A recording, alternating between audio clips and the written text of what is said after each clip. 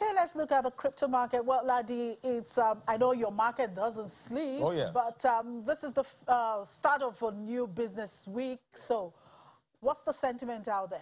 Well, over the weekend, the sentiment was quite mixed. We saw Bitcoin did fall to that 63K, almost 62,000 level, and it brought most of the altcoins, the top altcoins are down by about 9% over the weekend. So it wasn't really a great weekend. But today, it's quite green in the market. And looking at the Fear Greed Index, we have greed this morning at 72 points. Remember, the Fear Greed Index can be used for your trading expectations. You know, when the market is greedy, that's when you should be looking at exiting at some point when it gets to extreme greed. And fear is where some traders like to buy most of their assets. So it's greed this morning. Market cap, we have $2.87 trillion. It's up by 1.23%. The volume traded in Bitcoin this morning is down 7.53% for the total crypto market, that is. Bitcoin dominance, 43.27% this morning.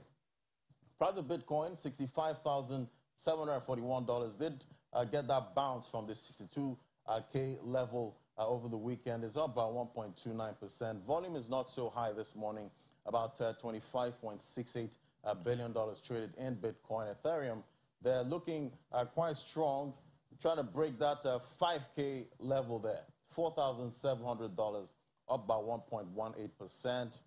Volume traded in Ethereum, $13.47 billion traded this morning. And the top odds by market cap are looking quite green. We have XRP there, the biggest gainer there, up 2.09%. It's $1.22. BNB also having that recovery. It did get above the 666 range, but now trading at $652 this morning. And Cardano, $2.06. Cardano has been stuck around this $2 range for a while now. A lot of traders are waiting for that major breakout from Cardano, but Cardano has had an incredible year. Was trading below the $1 range for a while, but now we have it at $2 there. Solana, $241, up 1.91%. And we have the top 5 gainers there. We have Wax there, one of the blockchain projects. Projects doing really well this morning, 44%. Let's bring in Olumide Adesina now, financial market analyst. Great to have you, Olumide. Good morning.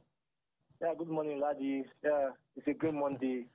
Good morning and happy Green Monday. Well, I see Bitcoin had the highest upgrade called the Taproot over the weekend. What's this upgrade about, and how's it going to impact the Bitcoin ecosystem?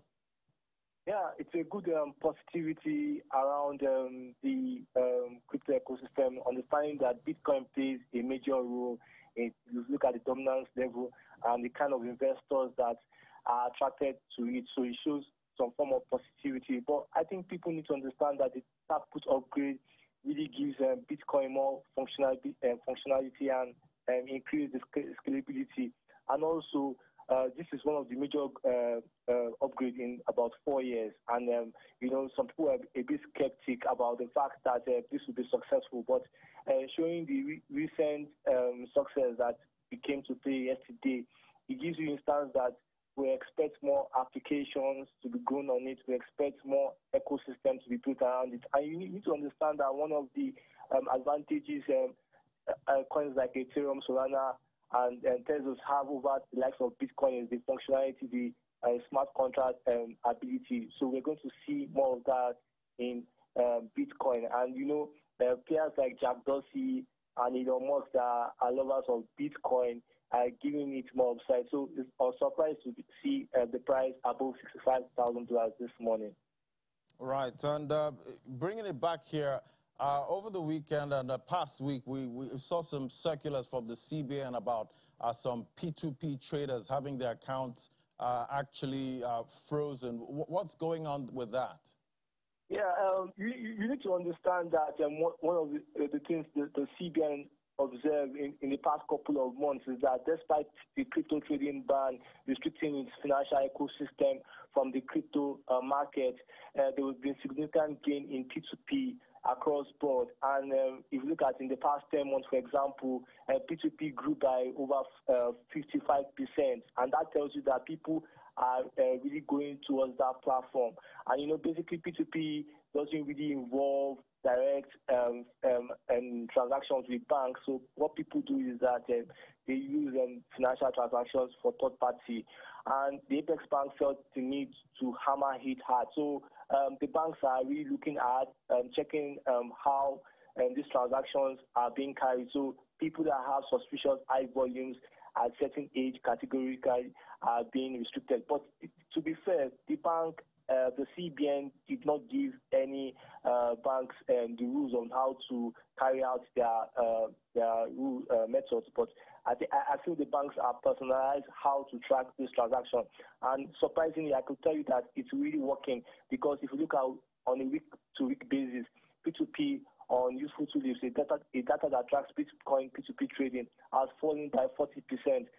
That's the first time I'm seeing that since tracking Bitcoin P2P transaction, telling that Nigerians have become worried about the clampdown. So we are seeing the fact that despite the fact that the court has some granted bill or reversed some of the CBN restriction, the banks are still adamant, because under the CBN Act, the bank is mandated to ensure financial stability, and they see the crypto market disrupting the ecosystem.